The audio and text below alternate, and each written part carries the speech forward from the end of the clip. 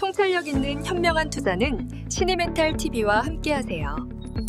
구독은 사랑입니다. 반갑습니다. 시네멘탈 TV입니다. 1편에서 비트마인의 전략을 한번 알아봤죠. 마반이란 프로젝트로 검증자 인프라 사업을 시작해서 영업 매출을 만들고 S&P 500을 노린다. 정말 야심찬 전략이고 계획입니다. 그런데 시장은요? 시장은 비트마인을 현재 할인해서 거래하고 있습니다. 자, 왜 그럴까요? 자, 첫 번째 리스크가 뭐냐면요. 비트마인에서 발표한 이더리움의 평단가와 블록체인 업체 루콘 체인에서 발표한 이더리움의 평단가가 안 맞습니다. 즉, 틀리다는 거죠. 비트마인은 이더의 평균 매입가를 약 2,840달러라고 발표했어요. 그런데 블록체인 분석 기업 루곤 체인의 분석 결과는 3,997달러예요. 약 1,150달러 이상 차이가 납니다. 그러면 424만 이더에 이 차이를 곱하면 약 40억 달러 이상의 미실현 손실을 가지고 있을 가능성이 있다는 얘기죠. 그래서 시장의 반응이 안 좋은가 봅니다. 자, 더 큰 문제는 비트마인에서 이 논쟁에 대해서 해명하지 않고 있다는 겁니다. 즉, 이더의 평균 매입 단가에 대해서 구체적으로 해명을 하지 않고 있어요. 상세한 원가 내역도 공개를 안 했고요. 자, 침묵은 시장의 신뢰를 깎아먹습니다. 결국 의심이 점점 증폭되고 있다는 얘기겠죠. 자, 두 번째 리스크를 말씀드려 볼게요. 시장이 비트마인을 할인해서 현재 거래하고 있죠. 20% 정도. 그럼 어떻게 알까요? 바로 NAV라는 NAV, 즉 Net Asset Value인데 이건 순자산 가치를 얘기해요. 순자산 가치. 즉 회사가 보유한 자산의 실제 가치를 얘기하는 겁니다. 그럼 지금 이게 얼마죠? 0.8배예요. 즉 자산 가치보다 20%나 싸게 거래된다는 뜻이죠. 그죠? 그러면 이런 같은 업종 중앙값이 얼마인가요? 약 3.64배예요. 여기서 100%를 빼면 자산보다 약 다른 업종들은 중앙값이 264% 정도 비싸게 거래되고 있다는 얘기죠. 그러면 비트마인 0.8배는 동종업계 3.64배보다 상당히 낮지 않습니까? 비트마인만 유독 낮은 편인 거예요.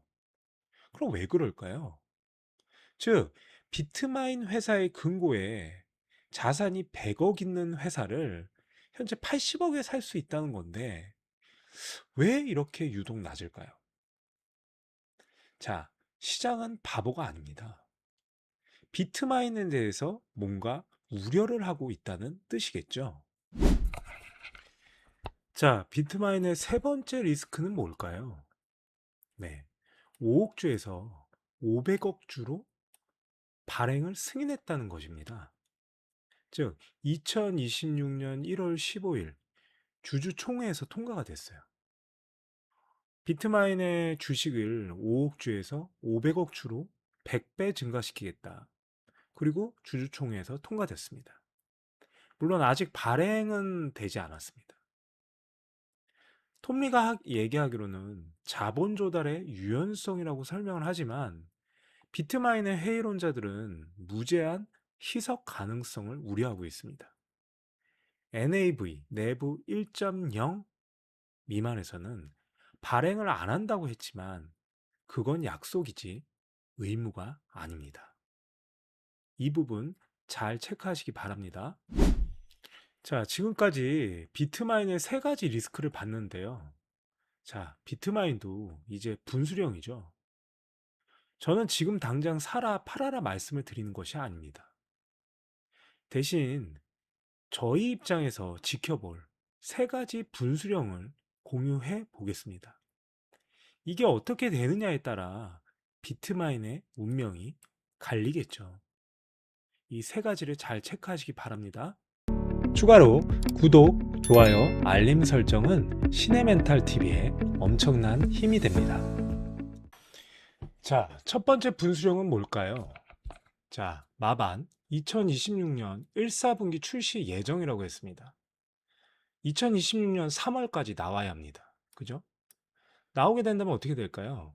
기간 고객 서비스의 시작이고 검증자 수수료라는 영업 매출이 발생하기 시작하겠죠. 자, 비트마인이 말이 아니라 실행을 증명하는 순간이에요. 안 나오거나 지연이 되게 되면 신뢰는 붕괴되고 비트마인의 주가는 더 떨어지겠죠. 자, 3월 말까지 마반 뉴스를 꼭 주목하시기 바랍니다. 자, 비트마인의 두 번째 분수령은 뭘까요?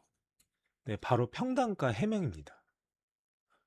지금 비트마인 쪽에서 발표한 이더 매입 평단가와 루콘체인의 온체인 데이터에서 예측한 평단가 사이에 괴리가 있죠. 얼마가 괴리가 있나요? 1150달러의 괴리가 있습니다.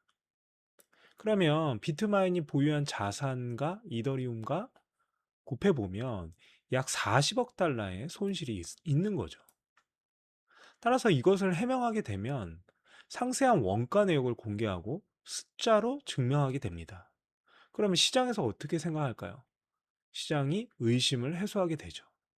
그 말은 결국 NAV, 순자산 가치가 순자산 가치 대비 지금 20% 할인된 가격에 거래되는 것을 축소하게 되는 거죠. 그 디스카운트를 축소하게 되는 거죠. 그럼 만약에 이것을 계속 침묵하게 되면 어떻게 될까요? 숨기는 게 있다면 의심이 점점 커지겠죠. 그래서 이 부분도 꼭 체크하시기 바랍니다. 네, 분수령 세 번째를 얘기 드리겠습니다. 그것은 바로 NAV의 회복입니다. 지금 몇 배죠? 0.8배입니다. 20% 디스카운트 됐죠. 이거를 한 배 이상으로 가게 되면 시장은 비트마인을 인정하게 된다는 신호겠죠. 마반의 출시, 평단가의 해명, 이더의 가격 상승이 복합적으로 맞물려야 해요. 그런데 만약 비트마인이 계속 디스카운트 된다면 시장은 여전히 뭔가를 우려하고 있다는 뜻으로 받아들이시면 될 것 같습니다.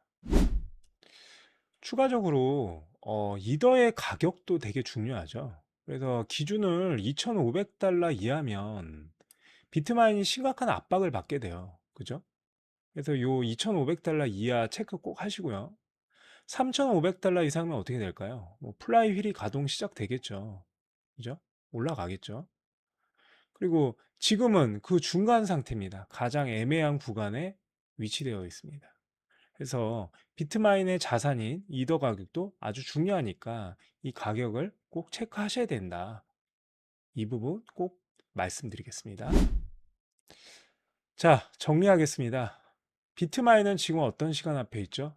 증명의 시간 앞에 서 있습니다. 마반으로 검증자 인프라 사업을 시작해서 영업 매출을 만들겠다고 했어요. 자, 말은 많이 했습니다.